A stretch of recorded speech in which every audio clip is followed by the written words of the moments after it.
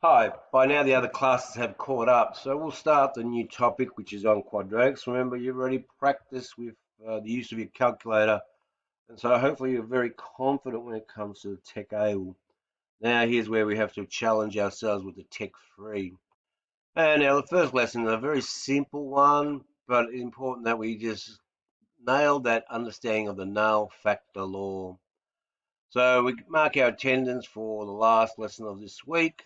We're going to go to our lesson one null factor law. Here we go. And basically I need you to open up your PowerPoint, and you've been advised to go to slide 9.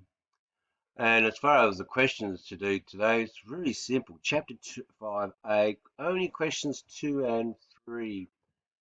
And all I need you to do is watch through this video by me. I'll end up showing you how easy it is to find the x-intercepts and the 3 different ways of writing it. And also on the second part of this slide, a trick on how to get to the answer very quickly. As you can see, it's just the opposite. -5 becomes +5, +3 became -3. And this one here, opposite becomes +7, but because it's got a coefficient on the x term, we divide it by 2. But watch that.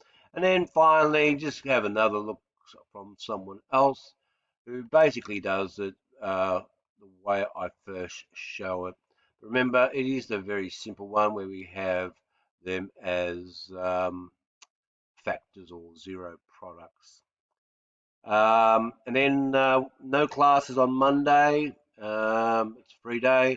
And so in the double, we'll finish off exercise 5A because there's quite a few different variations. Have a good day.